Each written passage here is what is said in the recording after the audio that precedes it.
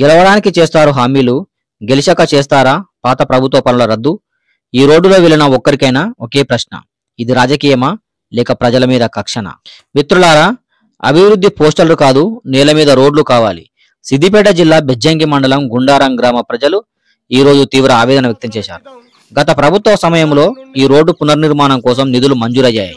అయితే కొత్తగా గెలిచిన ఎమ్మెల్యే కవంపల్లి సత్యనారాయణ గారు మాజీ ఎమ్మెల్యే రసమణి బాలకృష్ణ గారిపై రాజకీయ కక్షతో ఆ మంజూరైన నిధులను రద్దు చేయించినట్లు గ్రామస్తులు ఆరోపిస్తున్నారు. ఈ రోడ్డు మీద వెళ్తున్న రైతులు, విద్యార్థులు, బడికి వెళ్లే పిల్లలు, ఎవరైనా సరే గ్రామ ప్రజలు ఎవరికైనా ఇది రోజువారీ బాధగా మారింది. ఇటీవల వర్షాలు కురవడంతో రోడ్డు పూర్తిగా చెరువైపోయింది.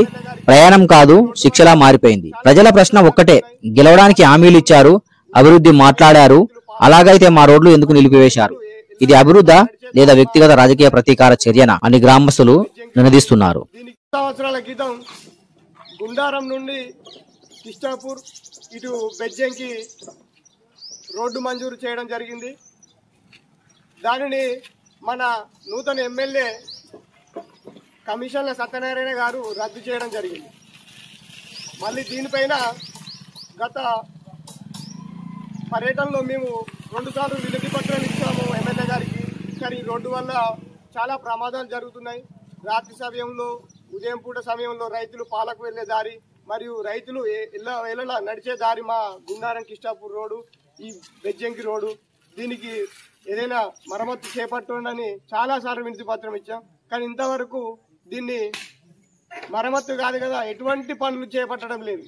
దానివల్ల ఎంతోమంది మా రైతులు ప్రమాదాలకు గురవుతున్నారు. దీన్ని దృష్టిలో ఉంచుకొని ఎమ్మెల్యే గారు జర సోయి తెచ్చుకొని మాకు రోడ్డు మంజూరు చేయాలి, రోడ్డు శాంక్షన్ చేసి రోడ్డు వేపియాలి. అయినా మీకు మా గ్రామం మీద ఎందుకు ఇంత చిన్న చూపు మాకు అర్థం కావట్లేదు. మీ వ్యక్తిగత కక్షల కోసం మా గ్రామాన్ని ఇలా చిన్న చూపు చూడడం సరికాదు. మా గ్రామానికి మంజూరైన రోడ్లను వెంటనే వేపియాలి, నూతన రోడ్లను వేపించి, లేకపోతే రానున్న రోజుల్లో మీకు గుండారంలో తిరిగే అవకాశం లేకుండా చేస్తాం. ఎందుకంటే గతంలో చూసిర్రు, మీరు ఏదైతే హామీ ఇచ్చారో మీ ఊరికి రోడ్డు వేస్తాను, ఇద్దేస్తానని మీరు ఇచ్చిన హామీ 2 ఏళ్ళు అయిపోయింది. అలాంటి ఎటువంటి హామీలు లేకుండా ఈరోజు మమ్మల్ని ఇబ్బంది పెడుతున్నారు. దయచేసి గుర్తుంచుకోండి, రైతులు, మా ప్రజలు, గుండారం గ్రామ ప్రజల గురించి మీకు తెలుసు ఎలా ఉంటుందో, ఎలాంటి పోరాటాలు చేస్తారో. ఒక్కసారి దృష్టి ఉంచుకొని మా రోడ్డును మంజూరు చేయాలని హెచ్చరిస్తున్నాం.